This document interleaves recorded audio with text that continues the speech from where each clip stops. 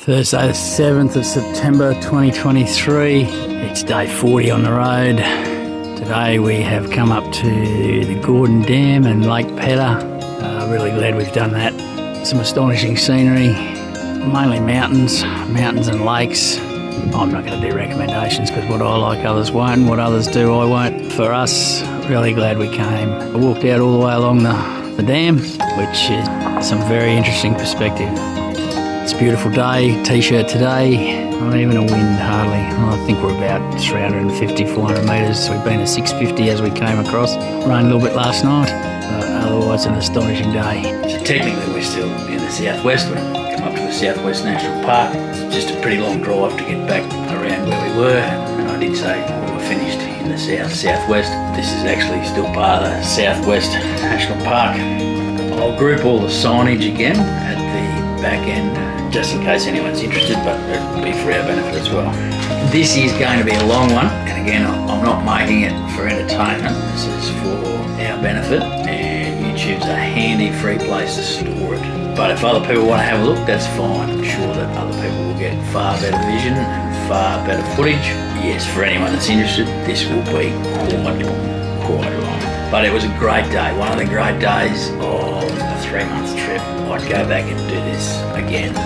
So we didn't start at New Norfolk, got there, the place looked too full for me and I didn't want to get involved with that level of people, so we pushed on to a place called Left of Field Caravan Camping, an alternate little place as you're travelling in that direction to the left of Mount Field National Park, just to the left. But it was quite adequate, no dramas there.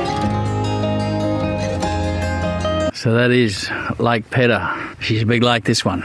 Dam, lake. So we are at Ted's Beach. Not sure who rates these things. We'd certainly get in here. You can see the brown water. Some of the landscapes we've just driven through with regards to mountains and mountain ranges. You'd have to see them to believe it. So Lake Pedder was once a glacial outflow lake, much smaller than it currently is.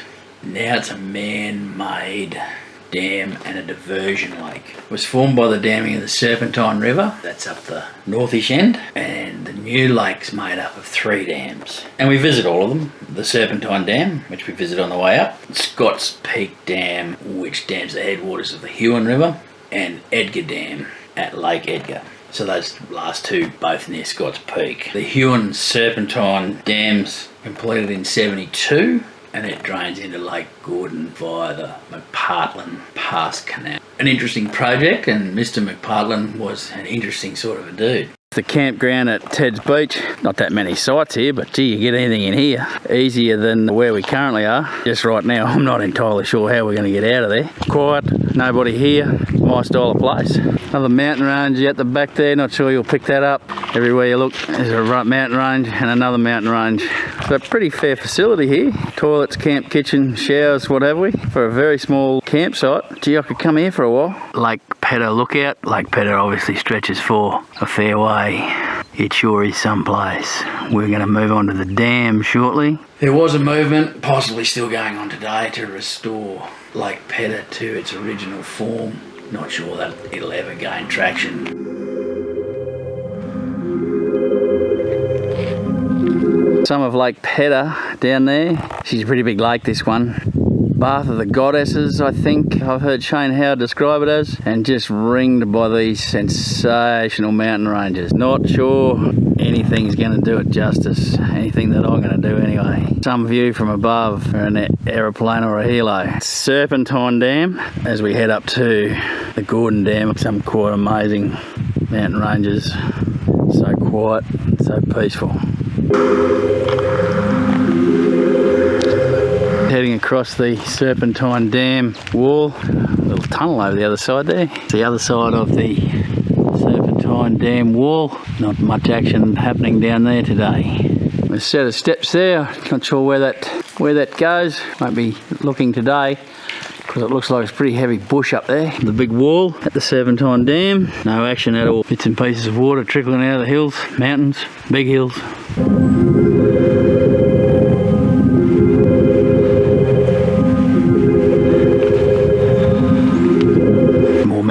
Rivers, bush.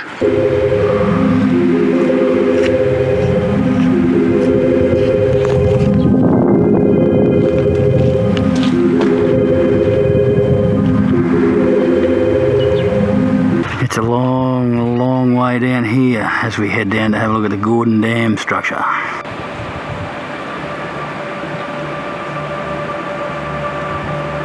Number plate bunyas. I shouldn't assume, but assume that could be close to home, from close to home. We came across this car, possibly come from pretty close to home, that one. My wife got talking to those people while I was out on the dam wall, and yes, they were from the Bunya Mountains, and they come to Tasmania every year. They just haven't been there for 4 years. And there it is, the Gordon Dam. We're about to walk down there, I feel. So just heading down to the top of the dam wall here now. It's kind of an eerie sort of a feeling, actually. Be a bit more comfortable going up, I think. So just entering the dam wall now. There we go, a bit of a story about it. Lake Gordon and the Gordon Dam. There was a $5 million federal grant way back in 1963. Construction started in 1964. Started generating power in 1978. This was the only dam built on the Gordon, even though Tasmanian parliamentarians favoured building that dam on the Franklin, which of course led to protests and High Court action via the newly elected Labor government. She's a long, long way down. Long, long way down. And look at those rocks. Nearing the other end of the Gordon Dam wall now. I'm pretty sure that'll be shut off to the public. Not sure where you go, end up if you go up there. So the dam wall, 154,000 cubic metres. So about 31,000 of the agitated trucks you see floating around in Australia with a single steer axle and a bogie drive axle, generally hold about 5 cubic metres. So 31,000 of them, 31,000. I'll just slip out here on this little lookout. I don't know if we light up at night here. Full, the dam holds almost 12.5 billion cubic metres of water, and a cubic metre of water is 1,000 litres. The dam has a surface area of 27,800 hectares. The dam itself, the wall, 195 metres long, 140 metres high.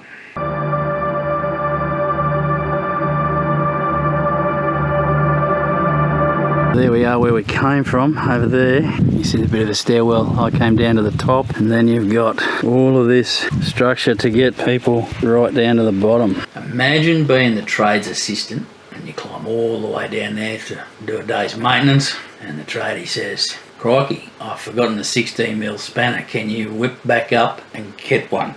Wouldn't that be awesome?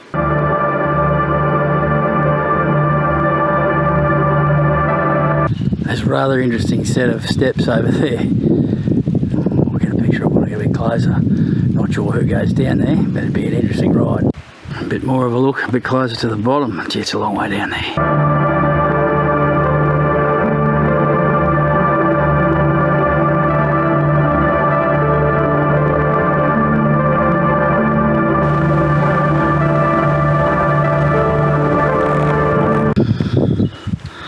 So there's all the water out there, some astonishing rock formations around the place as well.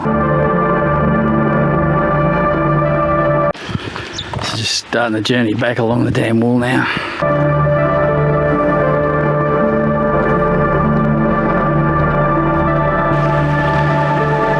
There's some more interesting steps and laneways along there. Not sure it's for the average Joe. And then you get over the other side, there's a bit of a zip line of some sort there, and some more steps there. And right down the bottom there's a tiny little bit of water. I guess it used to flow a bit harder than it does now, given that it's now dammed. Back up there, just under that peak where the fence is where I'll be heading. I'm going to climb my way back up there, it's not too far.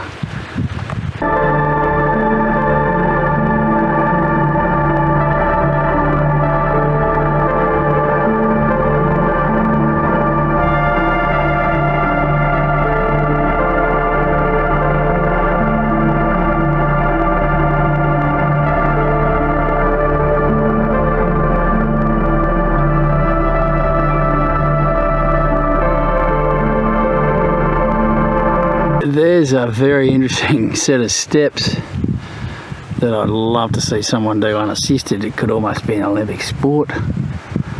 surely they're shut off to the general public. I just see that being fraught with danger and people tumbling to a fairly nasty sort of a death. A bit more at the bottom.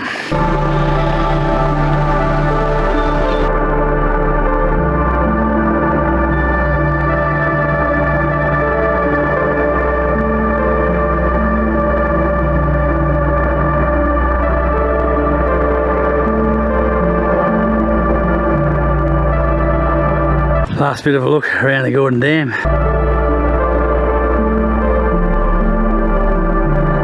Some construction, that's for sure. Very, very hard to see the bottom.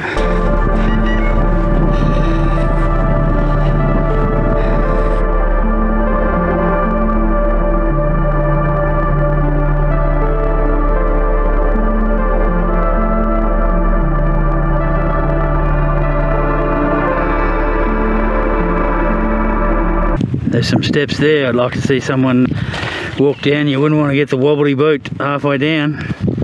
She's a hell of a fall. And there it is, probably the last ever look for me or us at the Gordon Dam. That is something.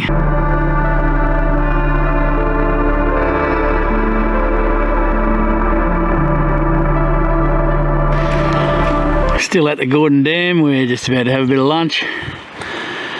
Just taking in the views, then we'll start heading back. A couple of last views from up around the Gordon Dam. This is looking from Knob Hill Lookout, so I assume Knob Hill's out there somewhere. Either that or I'm standing on Knob Hill. And that's Lake Gordon out there. Some craggy mountains in the background. All that white stuff on those hills / mountains is white, wet rocks we have discovered.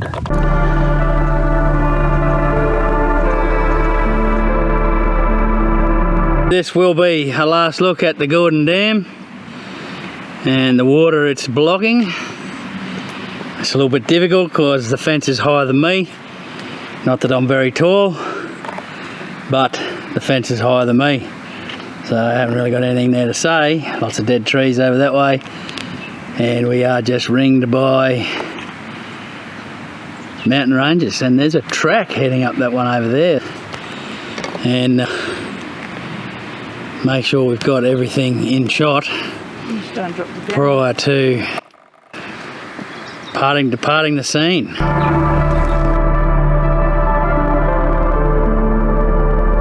We're just coming along past the power station, a hydroelectric power station that's related to the Gordon Dam and Lake Pedder. I believe the road in was built up through Maydena and Tiana just for the construction of these two facilities, the dams, or 3 or 4 dams and the power station. So we'll just slow down a little bit here and try and get some quality footage through the windscreen and windows. So there's the power lines, transmission lines coming out of the power station.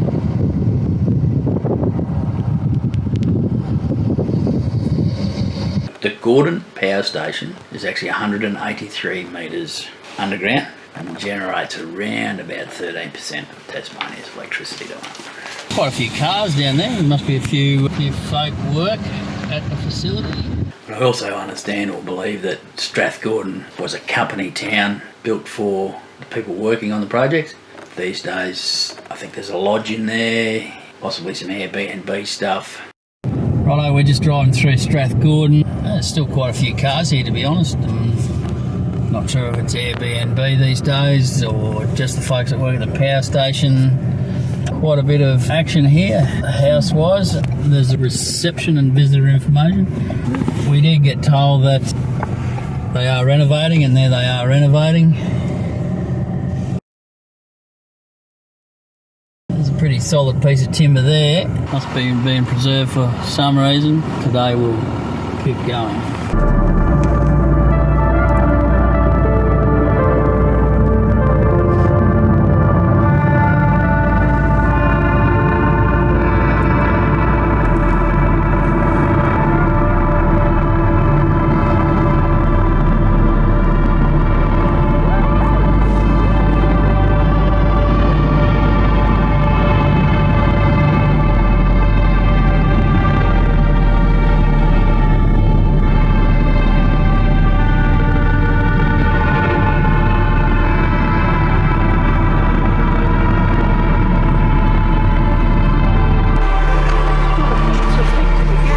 McPartland Pass Canal diverts water from Lake Pedder to Lake Gordon. McPartland was the first European to explore the area, and he actually cut a path from Russell Falls to Lake Gordon. That would have been something back in the day with an axe and a shovel. Bit of a shame about the road, and I don't know what that mountain is. I'm sure it's got a name. Not sure if I get to stop again before we get to it, but to the naked eye it's pretty impressive. These ones over here, not too bad either. Shame about the power lines. It's always a shame about the power line. A little bit more of that mountain slash hill. Pretty impressive.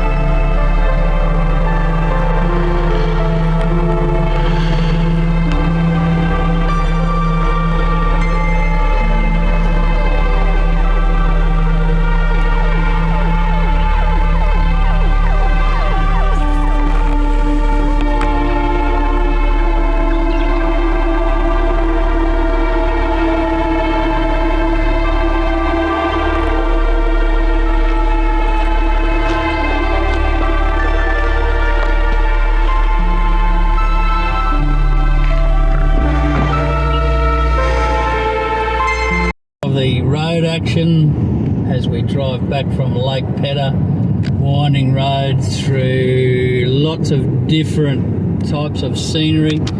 3:15 in the afternoon, the road's still wet and it hasn't rained since last night.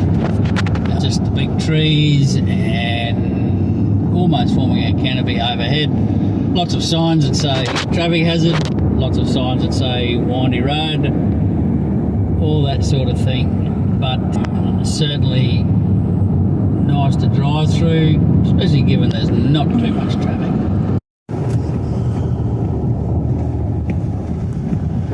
Thought we'd capture some of the interesting rockery beside the road as we head up to the last available campground at the southern end of Lake Pedder.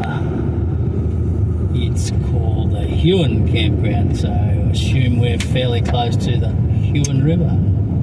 But the colours were pretty cool in that road cutting. One of the campsites at the Huon Campground at the southern end of Lake Pedder. And this is the road in and out of said Huon Campground. Just about the limit to where I take my car, more because of the things encroaching on the road. At the Huon Campground. Oh, there's another campsite over there. That's all right. Just a bit more of the road.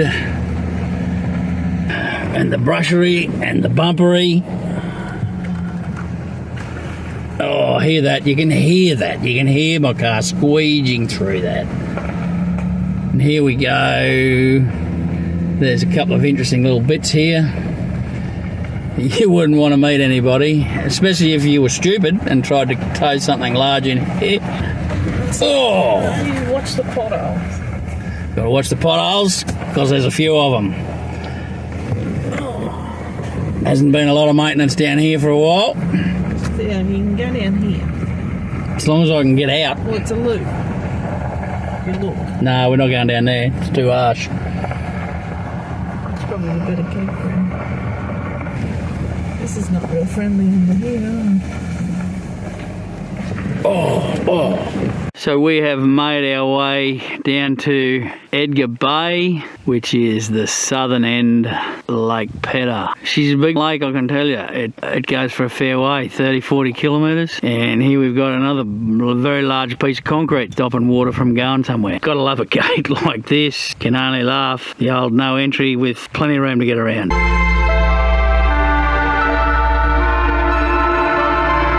How's that for a view? Wow. Got the reflections, got the still water, got the mountains in the back with their heads still in the clouds, and it's 4 o'clock in the afternoon. Quiet, peaceful, zero humans. Gotta be the place to be.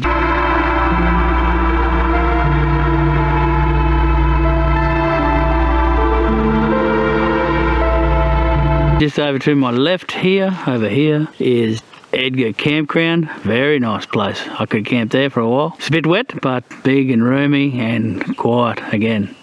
In fact, I've just recently said I think some of the best campsites we found were ones we didn't stay at, so there's a bit to do in our small southern state yet.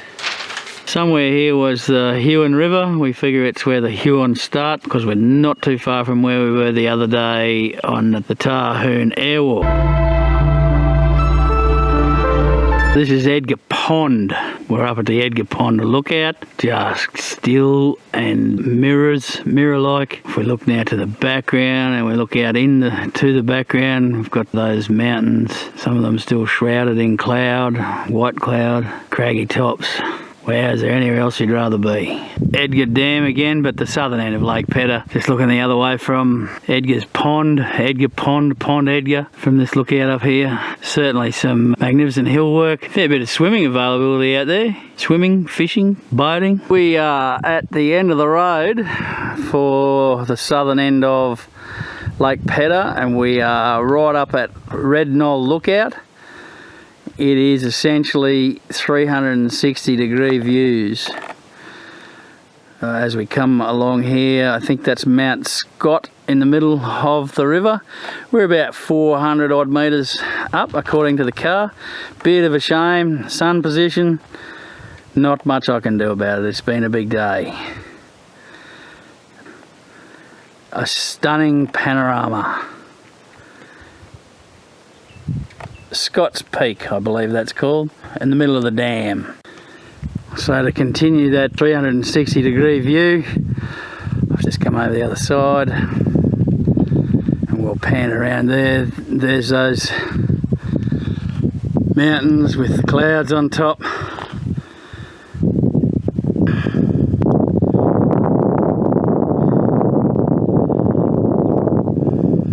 It's getting a little cool up here, that breeze is just whipping up, getting a bit of coolness about it.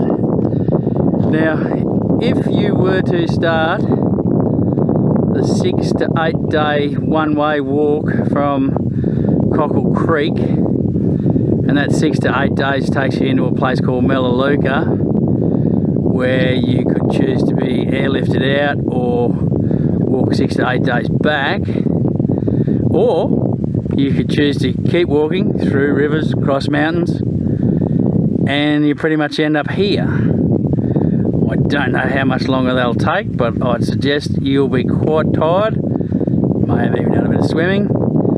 Certainly scrambled over some rocks, through some pretty wet territory, but you will have had fun. It'll be an experience for the ages. When you have trouble with people driving where they're not supposed to, a couple of big rocks in the road, that'll sort it out. Just in case I missed any of the panorama. 360 view. The Red Knoll Lookout, and we'll just go around the other side here as we attempt to get all this in, because I'm a little bit short and I don't think it'd be appreciated if I jumped up on the thing and left my filthy, dirty boot prints all over it. So hopefully that'll be somewhat in focus, because that'll be kind of cool. We'll just go around twice.